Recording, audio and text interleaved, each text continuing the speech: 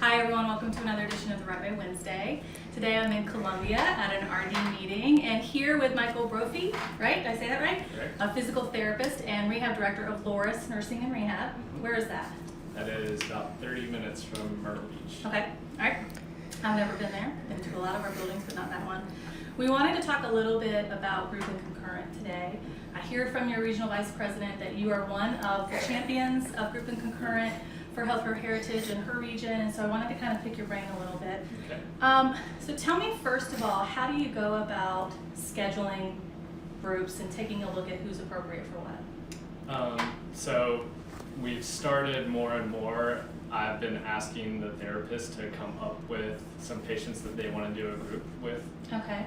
So grouping those like patients is much easier to actually achieve a group than if you're just picking people because they're med A. Right. So I would, Yeah. a lot of times I'll say, who do you want to do a group with, or can you think of some people that would work well together? And then off of that, they'll generate ideas. Well, these 4 people are going home within the next 2 weeks, so we need to do car transfers.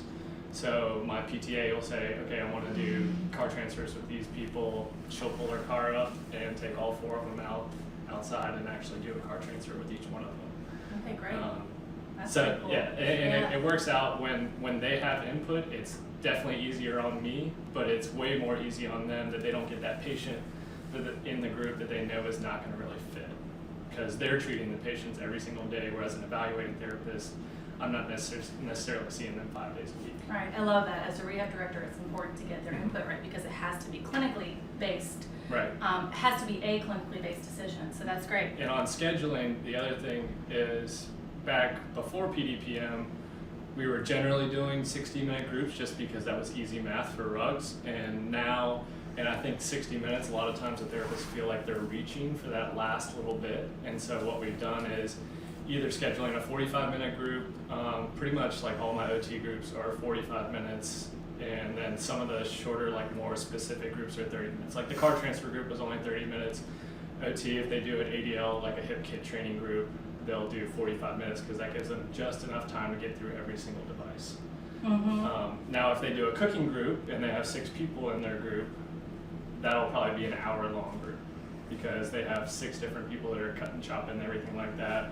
Somebody's going to the stove, somebody's going to the oven, so they need more time because that's a lot more setup for them Right. than the patients. Tell me, what's been your favorite group so far?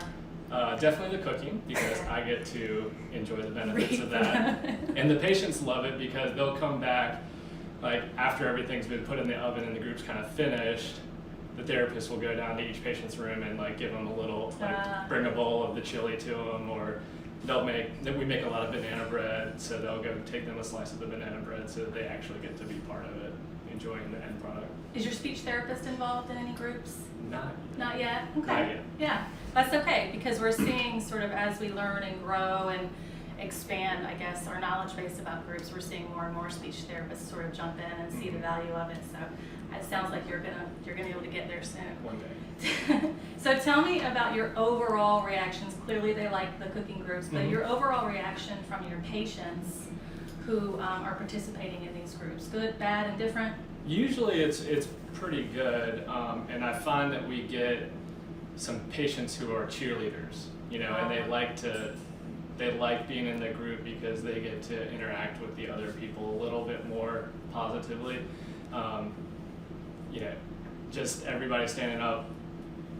Last week they saw this patient who couldn't, they were hip fracture and it was post-op day 5, so they could barely even stand up, and you're in a group with that patient a week later, and you're all doing sit-stand transfers, and all of a sudden this person who the patient saw them last week and they know that they weren't doing that well, they'll say, oh, she's doing great, or we do some walking and one person will walk and they'll say, oh, they're doing so much better than when they first came in. That's just amazing. So it's kind of like positive reinforcement for everyone.